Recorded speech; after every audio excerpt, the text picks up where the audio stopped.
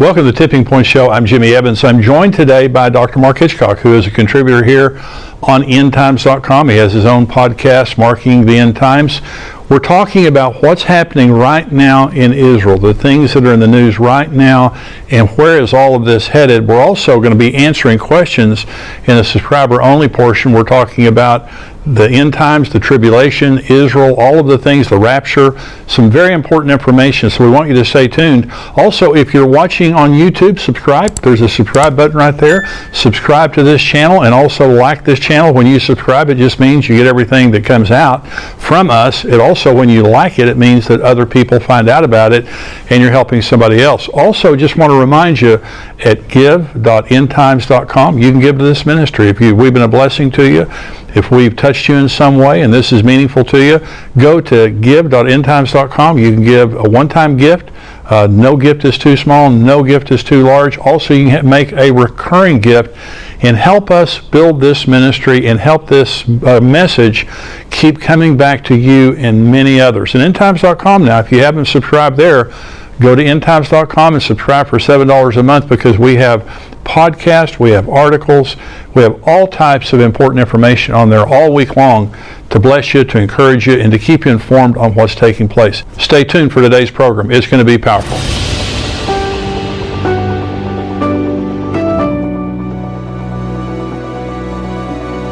Well, I'm joined today by Dr. Mark Hitchcock. He is the senior pastor of Faith Bible Church in Edmond, Oklahoma. He's also a regular contributor here. He's written over 30 books on the end times, and he has his own podcast called Marking the End Times here on endtimes.com. He's a part of our conferences, everything that we do. And we're talking today about what's happening in Israel, the headlines that are happening in Israel. We'll also be answering questions from our subscribers. Mark, thank you for joining me today. Great to be with you again, as always. We have this new book that we have just written together. It's called What's Next? The Israel-Gaza War, Connecting Today's Headlines for Tomorrow's Prophetic Events. And so this book, it was actually held up a couple of weeks by Amazon, but we talk in here about kind of the past, and you've done some podcasts recently on where Israel came from. In other words, is this actually their land, or are they occupiers, as people are saying? We talk about that in here. We talk about what's happening right now. We also talk about the prophetic implications of what's happening. What's happening in Israel right now is on a scale from 1 to 10, just in my mind prophetically, this is a 10. This is something that is unprecedented in world history, this level of anti-Semitism. Do you believe that? Sure. I mean, it's since the Holocaust, I mean, obviously the Holocaust was a concentration of anti-Semitism in Nazi Germany, but now we're seeing it globally. Yeah. I mean, that's the difference now. I mean, the world didn't really know what was going on in Germany. Finally, when these, the concentration camps were freed, people realized the horror that had been going on in Germany and also in Poland and other places. But it's global now. You have 100,000 people in Paris, 200,000 people in London. I mean, they're just coming out and just filling the streets and just filled with venomous hatred for the Jewish people. It's something that you could never even imagine. And if it happens to any other group of people, it's immediately decried, justifiably. But when it happens to the Jewish people, it's just there's not a counterbalance or outcry against it. I know there's some things happening in our country, some pro-Israel marches that are taking place as well, but they're nothing on the scale of the pro-Palestinian, the anti-Semitic rallies that are happening all around the world. Well, the amazing thing, and I don't know why we should be amazed, but Bible prophecy says that the final scene of this age is the whole world marching against Israel.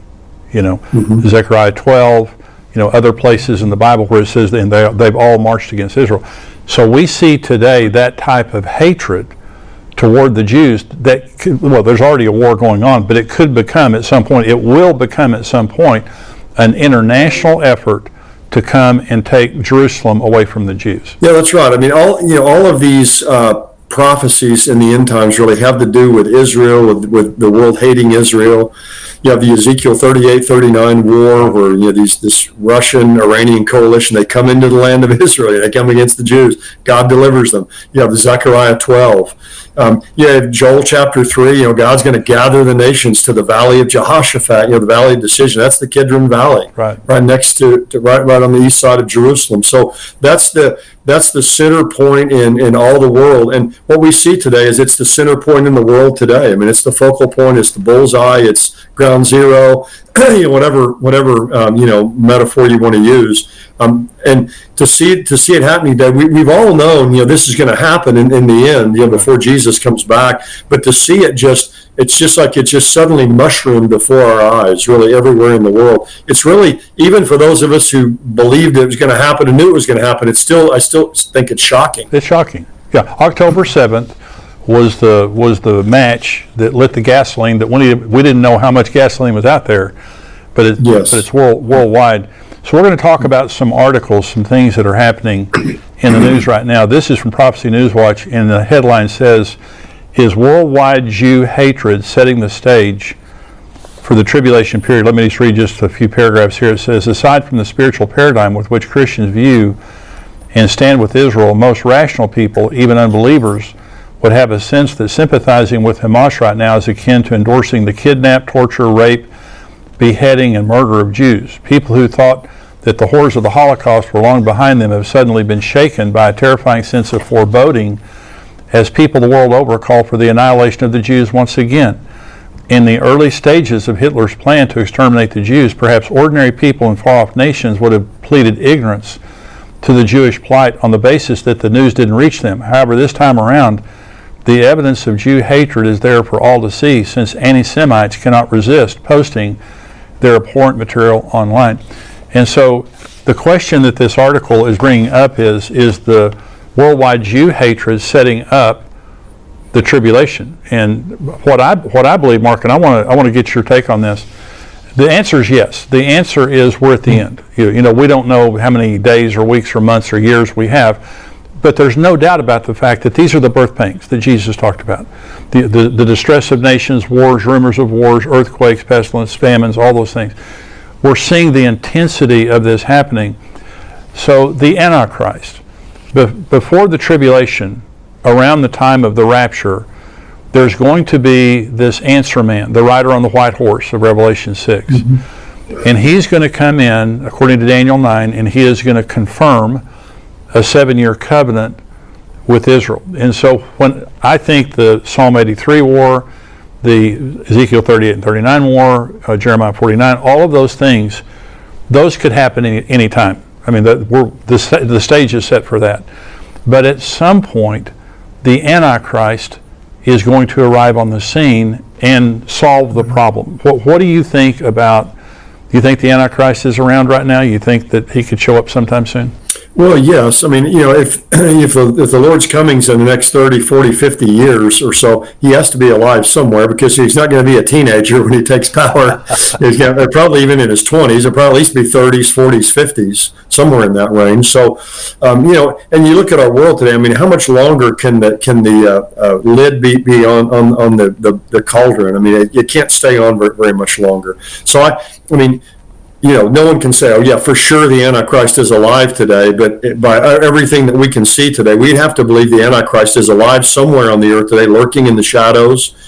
And it's fascinating. He's gonna come unto the world as a friend of the Jewish people. Right. He's going to look like their friend. He's going to come on this platform of peace, and he's going to, you know, be the Time Man of the Year. You know, he'll probably win the Nobel Peace Prize. I mean, he's going to be hailed as this person who's finally able to solve this problem of this Gordian knot that no one's been able to solve. But at the midpoint of the tribulation, and you know, the greatest double cross of all time, he's going to turn against the Jewish people. So this iron fist that's going to be inside this velvet glove is going to come out.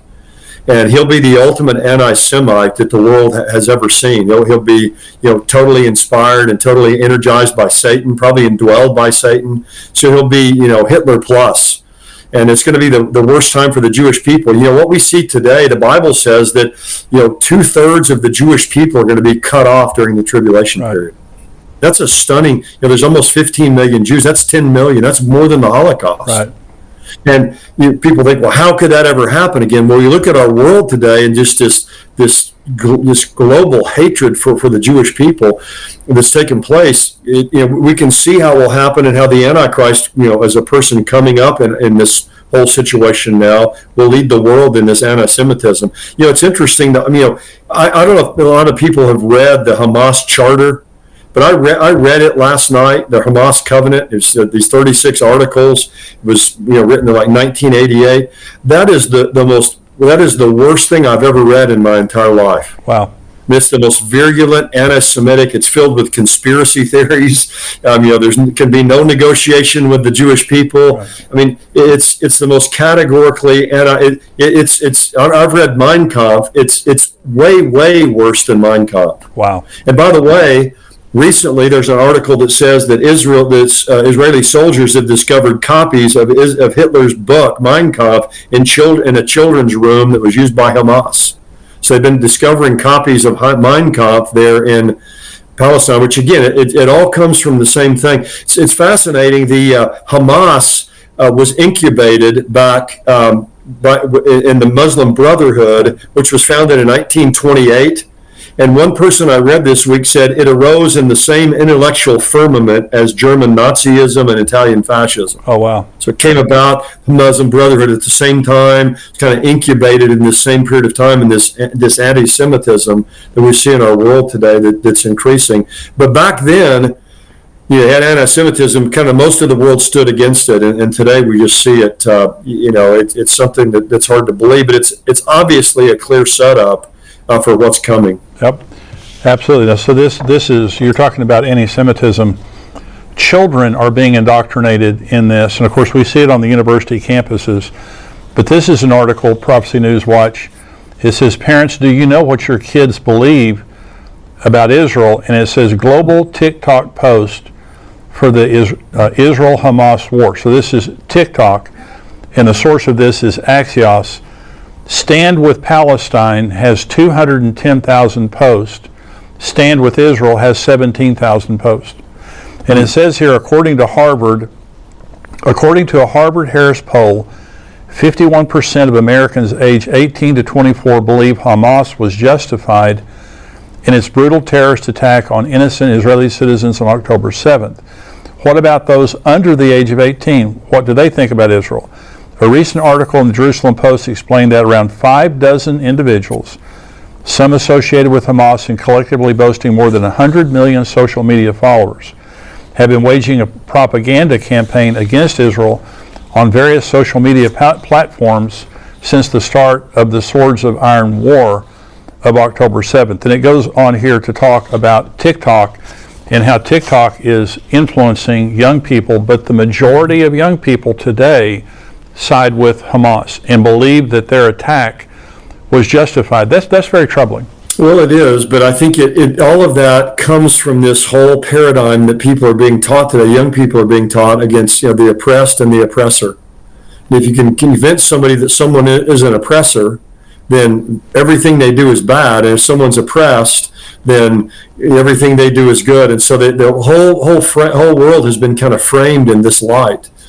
And Israel has been an oppressed people from their beginning. That's right. With Abraham. Yeah. They're oppressed in Egypt. They've been, the pogroms against them with Haman and Antiochus Epiphanes and with Adolf Hitler. I mean, it's been one pogrom and persecution after another. And again, it's all energized by Satan, who's the ultimate anti-Semite, who doesn't want God's promises with Israel to be fulfilled. That's right. But it comes out of that whole milieu of this oppressor. And the Jews came in 1948. Most of the land that they purchased. That's right. They purchased the land. They were attacked simultaneously by 5 Arab nations, and the people who were living there, many of them fled. They left. Well, the Jews didn't let them come back because they don't know what these people's intentions were, and it's all that Israel came in and just stole their land. They bought most of it. People fled. They took the land there. Certainly, the Jewish people aren't perfect. I mean, the Jewish nation isn't perfect. No one would say that, but it's all coming from these young people today, from their mindset of this oppressor viewpoint, and so they're going to immediately jump to the conclusion to be on the side. But to be on Hamas side, but to say that the attack that happened on October 7th was justified, that's a level of brutality and acceptance of that, and really glorifying that I don't think we've ever seen before. And that's troubling because that's this younger generation. Yeah, the Secretary General of the United Nations, Guterres, came out 2 weeks ago and said that it was justified. He said that because of the oppression of Israel, that it was no wonder that Hamas acted the way that they did against their oppression. Mm-hmm. So again, this is the young people. It's a lot of the university. And I said this, I was bringing a message a couple of weekends ago, and I made this statement. I think that parents and taxpayers in the United States need to think through how long we're going to send our children and our grandchildren to universities to learn to hate God, hate America, and hate Israel. Mm. Because they're being indoctrinated in many cases. Yes. And if they come against these professors, they pay a price for it. And so this is a troubling thing. I think you have another article there, Mark. Yes, I got an article. There's an interesting one that says there'll never be a better time for Israel to strike in Iran. That's a fascinating topic, because what many are saying right now is, Iran has been kind of getting off the hook. They're just using these proxies, or they're surrogates for 20 years. They've been just letting other people do their dirty work. And so that's an article in Haaretz. It's an opinion piece, but saying that Iran is going to have to pay the price themselves for what they're doing. And, you can attack Hamas, you can attack Hezbollah, you can attack the Houthis down in Yemen, all these different, but sooner or later, Iran has to pay the price. And so it's being said, this is the time for Israel to strike Iran and hit Iran and make Iran pay the price. Now, we all know if that were to take place, it would set, the dominoes would begin to fall. But, it may be that Israel will do that here at some point in time, and the United States as well, because we've had, last count I have, it goes up every day, 52 attacks against our bases in Iraq and Syria. And eventually we're going to have to go and hit the source of this, not these pinprick attacks from these small proxy groups that are there. So, if that takes place, that can also be a major lighting of the fuse for the make God war. If Israel or the United States or both do something directly against Iran, that would be a major escalation of this. But here again we have this article. This is the best time for Israel right now to do this, to while they're at it, to just kind of go ahead and eliminate these enemies. Hamas, Hezbollah would be next, and even take action against Iran. So. Now, that's very possible that could happen, I think, in the not too distant future. Well, the United States has massive military assets in the Persian Gulf, in the Mediterranean. We have bases in Saudi Arabia, bases in Iraq. We've got a lot of capability. And what I have thought is the United States, I believe, could possibly strike Iran to take that responsibility off of Israel and put it on us. We have enough justification to bomb Iran. Number one, just to keep them from becoming a nuclear power, because they're just about to become. But in southern Iran, which is Elam, Jeremiah 49 prophesies the destruction of Elam. And it seems as though if that could be a fulfillment, if the United States and or Israel would strike Elam, that could be a fulfillment of Jeremiah 49. But I totally agree with you. I agree with two things. Iran is the head of the serpent. You can dance with the snake all you want to. The head of the serpent is Iran. And you're not going to deal with it decisively until you deal with them. But the other thing is, this is a good time to strike Iran, because you take away their momentum, because they've done a masterful job of creating all of these proxies all around Israel to now be a real major threat to them. If they, especially Hezbollah right now, if Hezbollah enters into the fray, and they've been escalating their attacks, Hezbollah has a tremendous amount of military power. It's been called, this network of proxies, they've been called the axis of resistance, that are coming against Israel, and of course the United States. And Israel's been called by them the little Satan. The United States is the great Satan. And in the United States, we need to be on alert, because as many people have been warning here lately, we're next. Right. They want to get Israel, but we're next. I mean, we're the great Satan that has to be eliminated. What's fascinating to me is Joel Rosenberg. Some years ago, I heard him make a statement. I've never forgotten it. He referred to Iran, the mullah leadership there, not all the people of Iran, but their mullah regime that runs the country, as an apocalyptic genocidal death cult. Wow. But that's a lot stated there. But an apocalyptic genocidal death cult. You're hearing a lot about genocide, but they want to wipe Israel off the map. In fact, years ago when Mahmoud Ahmadinejad was the president of Iran, he said they wanted to wipe Israel off the map, and someone said, "Well, that's good. At least he's recognizing they're on the map." Because they don't normally have them on their map. But what we sometimes forget in all of this too with Iran, there's an apocalyptic element all of this with Iran. Iran, they're 12 are Shiites. They believe that their Mahdi will return someday in a time of great chaos and warfare. But they believe that Jerusalem has to be taken, and that Israel has to be eliminated before their Mahdi can return.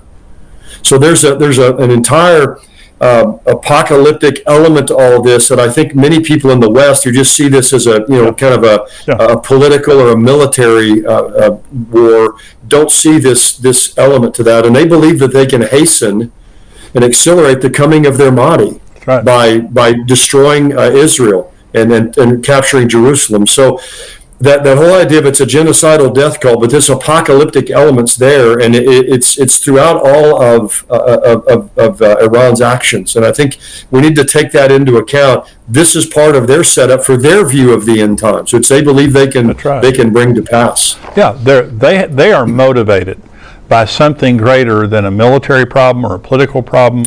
They have a religious conviction that they have to destroy Israel. Now, there was a summit this past week in Saudi Arabia, and unusually, Iranian president, it was Ibrahim Raisi, he was there, and he called, this is from Jewish News Syndicate, Iranian president calls to eliminate Jewish state.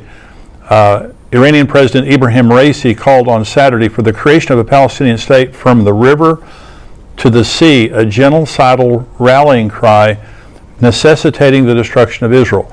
The Jewish state is bordered by the Jordan River on the east and the Mediterranean Sea to the west.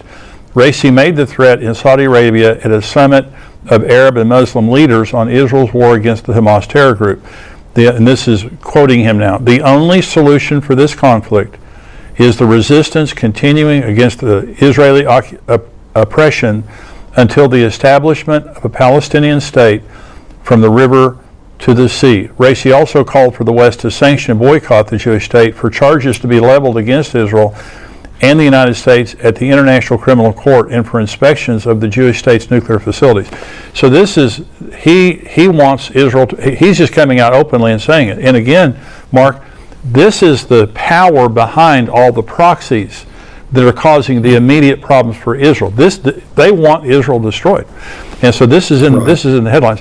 So this is why I'm saying at the beginning, I just don't see this getting better. Now, until the Antichrist shows up. Mm-hmm. I think this is a cauldron that is going to sit there and stew. I do believe at some point in time, Ezekiel 38 and 39, Psalm 83. And by the way, Psalm 83, and I've got my Bible open here, Psalm 83. In my Bible, under Psalm 83, it says, prayer to frustrate conspiracy against Israel. That's the heading of the chapter. It's a psalm of Asaph, and it says, do not keep silent, O God. Do not hold your peace, and do not be still, O God. For behold, your enemies make a tumult. Those who hate you have lifted up their head. They have taken crafty counsel against your people, and have consulted together against your sheltered ones. They have said, come, and let us cut them off from being a nation, that the name of Israel be remembered no more. And it then goes on to list the nations doing it, and it's all the nations directly around them.